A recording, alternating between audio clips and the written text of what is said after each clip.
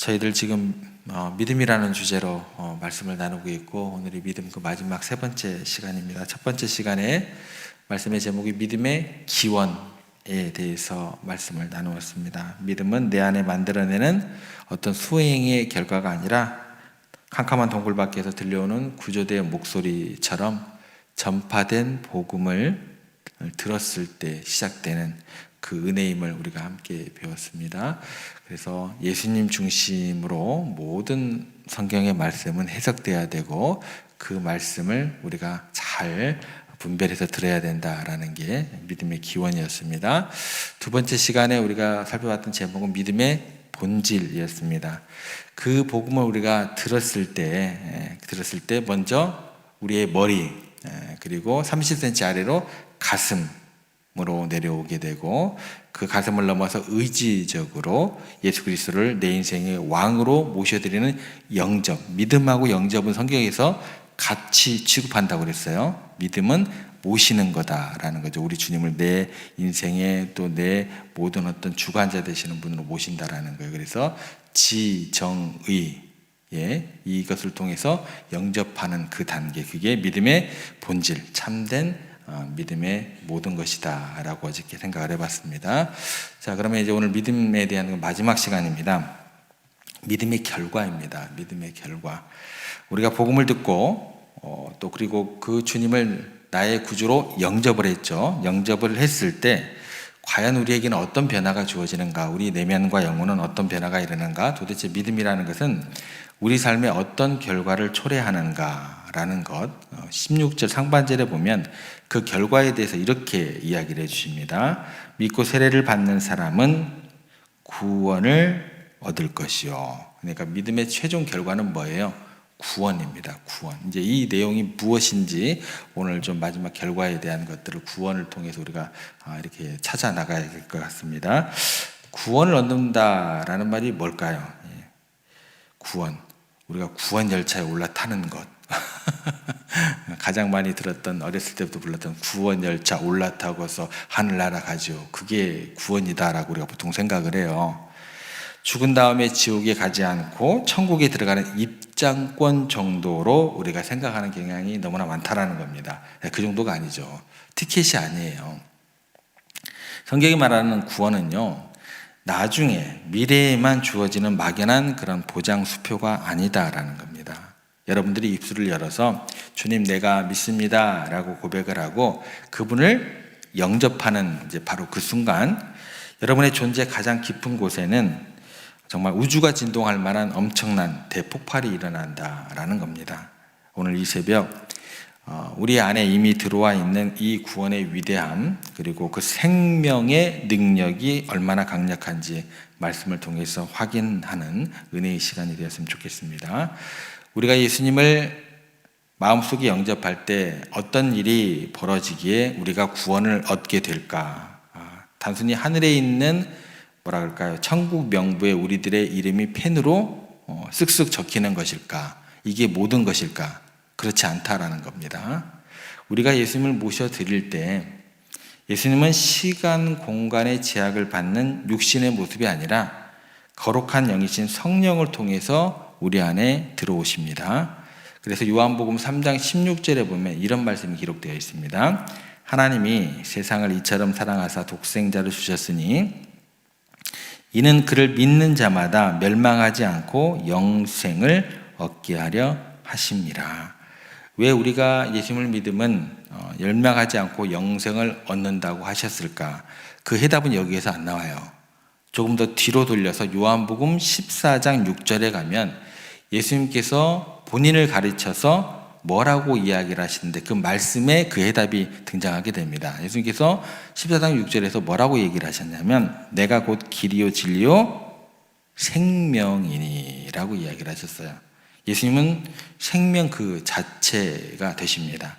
그러므로 내가 예수님을 믿고 내 안에 영접, 모셔드렸다는 것은 뭐냐면 죽어있던 내 영혼의 한가운데로 하나님의 신적인 생명이 들어온 거예요. 생명 쑥 들어오는 사건이 그 영접이라는 겁니다. 믿음으로 영접하게 되면 생명이 들어오는 사건이 되는 거예요. 그래서 요한일서 5장 11절에서 12절은 이런 논리를 우리 가운데 증거를 해주게 됩니다. 아들이 있는 자에게는 뭐가 있을까요? 생명이 있고, 하나님의 아들이 없는 자에는 뭐가 없을까요?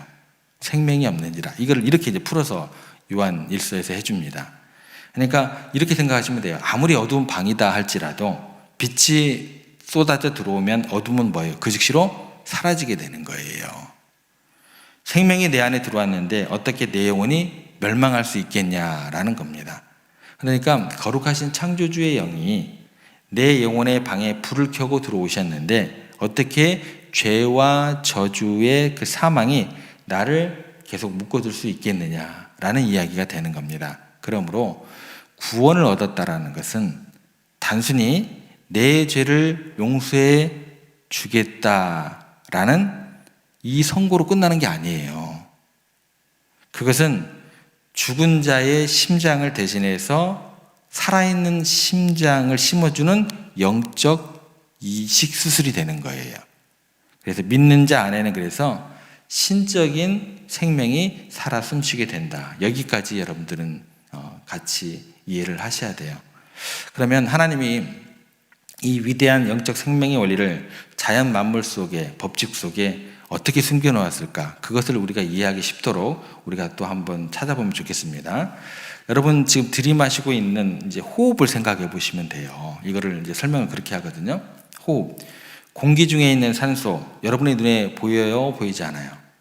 보이지 않습니다. 냄새도 없습니다. 손으로 잡을 수도 없습니다. 그런데 여러분이 숨을 깊게 들이마시는 순간 그 보이지 않는 산소는 코를 지나서 기관지를 거쳐서 여러분의 폐 속으로 들어가게 됩니다. 그리고 거기서 끝이 아니죠. 산소라는 것은 혈관을 타고 온몸을 돌고 머리 끝부터 발톱 끝까지 수십조 개의 세포 하나하나에 스며들게 되고 세포와 완전한 하나가 되는 겁니다. 그리고 산소가 그 세포와 결합할 때 그때 나타나는 우리들의 모습은 뭐냐면 육체가 썩지 않아요. 생명 활동을 유지할 수 있게 되는 겁니다. 그래서 여러분들 중에 지금 예배를 드리시면서 금방 들어온 산소가 지금 내 왼쪽 발가락 모세혈관을 통과하고 있구나 하고 느끼시는 분이 계세요? 안 계세요? 계세요? 그러면 되게 이상한 건데 없으십니다. 아무도 없어요. 전혀 느끼지 못해요.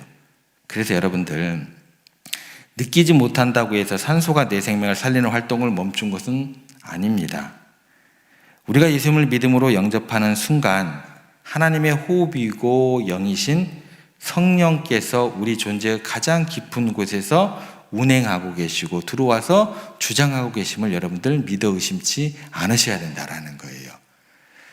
그래서 여기까지 연결을 시켜야 돼요. 당장 내 눈앞에 불이 번쩍거려야 하나님께서 나와 함께 하시는 거예요? 아니면 내 귀에 막 천사의 나팔 소리가 들려야 하나님께서 나와 함께 하시는 거예요? 그거 굉장히 이상한 접근이다라는 거예요. 그러면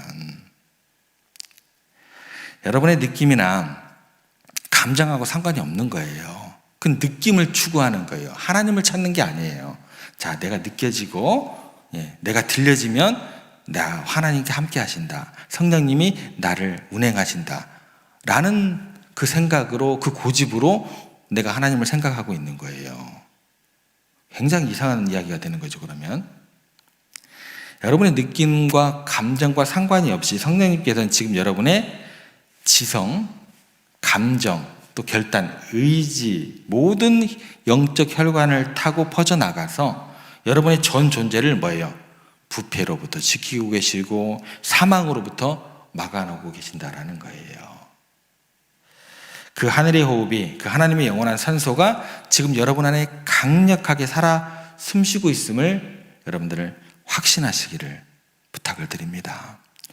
내 안에 이 하나님의 생명이 들어왔다는 사실이 얼마나 놀라운 능력인지 하나의 예를 가지고 한번 생각을 해볼게요. 오래전 고고학자들이요, 이집트 고대 피라미드를 발굴할 때의 일이었습니다. 그들은 피라미드 무덤 가장 깊은 곳에서 3,000년 전에 만들어진 밀폐된 항아리를 발견하게 되었어요. 이제 조심스럽게 이제 그 항아리를 열어보니까 그 안에는 놀랍게도 3,000년 전 고대 이집트인들이 수확해 놓은 미랄들이 가득 담겨져 있었습니다. 빛 한 줌 들어오지 않는 캄캄하고 또 건조한 무덤 속에 있었던 무려 30년 전 세월이 갇혀 있었던 씨앗들이에요. 누가 보아도 어쩌면 죽어 있는 것 같았고 돌멩이나 다름없어 보였습니다. 그런데 학자들이 호기심을 가지고 그 3,000년대 미랄을 가지고 햇빛이 비치는 비옥한 흙에 심고 물을 주어 봤습니다. 어떤 일이 일어나게 되냐면 며칠 뒤에 그 딱딱하고 말라 비틀어진 미랄 껍질이 쪼개지더니 파릇파릇한 새싹이 돋아나기 시작을 했습니다. 그리고 풍성한 열매를 맺게 되었습니다. 과학자들이 놀랬죠. 어떻게 3,000년의 시간과 그 무덤이라는 어둠을 뚫고 생명이 다시 태어날 수 있었을까? 비밀은 단 하나였습니다. 그 작고 쭈글쭈글한 껍질 속에 아주 미세한 생명을 품고 있는 씨눈이 죽지 않고 살아있었기 때문이었다라는 거예요. 그러니까 생명의 씨눈만 있다면 환경이 어떠하든 시간이 얼마나 흘렀든 그것은 아무런 문제가 되지 않게 됩니다. 생명은 반드시 죽음을 뚫고 싹을 틔우게 되어 있다라는 거죠. 사도 바울이 로마서 8장 11절에서 우리 안에 들어온 생명의 능력을 다음과 같이 선언을 하게 됩니다. 예수를 죽은 자 가운데서 살리신 이의 영이 너희 안에 거하시면 그리스도 예수를 죽은 자 가운데 살리신 이가 너희 안에 거하시는 그의 영으로 말미암아 너희 죽을 몸도 살리시리라. 사랑하는 성도 여러분, 우리가 언젠가는 호흡이 멈춰요. 연약한 육신의 장막을 벗을 날이 오게 됩니다. 그리고 우리의 몸은 흙으로 돌아가고 화장되어서 바람에 흩어지는 재가 될 수도 있어요. 그러면 세상 사람들의 눈에는 완전히 끝난 것처럼, 영원한 무덤 속에 갇힌 것처럼 보일 수밖에 없습니다. 미랄하고 똑같아요. 그런데 우리는 끝나는 게 아니다라는 거예요. 왜냐하면 사도 바울은 뭐라고 얘기를 했어요? 예수 그리스도를 구주로 믿고 영접한 모든 사람들의 영혼 속에는 이집트 미랄 속에 숨어있던 씨눈보다도 수천만 배 더 강력하고 영원히 썩지 않은 영생의 씨눈, 생명이 들어가 있다는 거예요.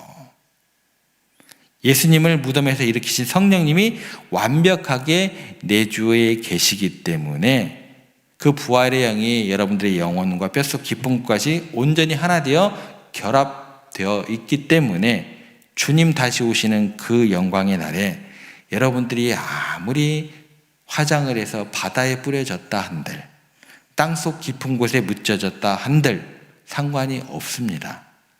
그 생명의 생명력이 우리의 죽은 먼지 같은 육신까지도 다시 불러 모아서 빛나는 부활의 몸으로 영생하는 존재로 다시 살려내는 것이에요. 이것이 바로 오늘 마가복음 16장 16절이 믿고 세례를 받는 사람은 구원을 얻을 것이요 라고 담대하게 선포할 수 있었던 이유가 되는 겁니다. 그러면 믿음이 가져다 준 결과는 구원이라 그랬어요. 그 구원은 다시 어떤 말로 대체가 될 수 있어요? 생명이 되는 것이고 부활이 되는 겁니다. 예. 나는 구원 열차 올라타고 하늘 날아가죠. 구원 티켓이 아니에요. 티켓이 아닙니다. 예. 말씀을 정리해 봅니다. 믿음에 대해서 저희들 3번에 걸쳐서 살펴봤습니다. 기독교 신앙의 정수입니다. 믿음이란 단어는요. 우리의 믿음은 결코 가벼운 종교적인 액세서리나 내 마음을 평안해 해주는 수양 도구가 아닙니다. 그것은 첫 번째 시간에 살펴봤던 것은 뭐죠? 캄캄한 동굴 속에서 밖으로부터 들려오는 십자가의 복음, 예수 그리스도의 복음입니다. 믿음이라는 것은. 그리고 그것은 문을 활짝 열고 창조주를 내 인생의 왕으로, 지정의 왕으로 영접하는 우리의 위대한 항복입니다. 그리고 그 믿음의 결과, 우리는 3,000년 된 무덤을 깨고 나오는 그 미랄의 생명보다 비교할 수 없이 거대하고 강력한 하나님의 부활 생명을 내 안에 소유한 사람들이 되었습니다. 우리는 약해요. 수시로 넘어집니다. 그러나 두려워하지 마시기를 바랍니다. 내 몸은 약하나 내 안에 거하시는 분 강하십니다. 내 육신은 흙으로 돌아갈 수밖에 없지만 내 안에 숨쉬고 계신 성령님은 죽음을 이기시고 부활한 생명의 영이십니다. 오늘 하루 여러분들 삶의 치열한 현장으로 나아가실 때 사망 권세가 여러분들을 위협하고 절망이 여러분들의 마음 가운데 스며들어 할 때마다 오늘 말씀을 기억하시면서 나의 머리끝부터 발끝까지 하늘의 산소 성령의 생명이 도대하게 흐르고 있음을 여러분을 믿음으로 고백하시기를 바랍니다. 그리고 이 위대한 구원의 확신을 가슴에 품고 오늘 또 내 안에 살아 역사하시는 우리 부활의 주님을 의지하면서 세상의 모든 어둠을 생명으로 바꾸시고 이겨내시는 영광스러운 하나님 나라의 자녀의 권세를 마음껏 누리시기를 우리 주님의 이름으로 간절히 축원합니다.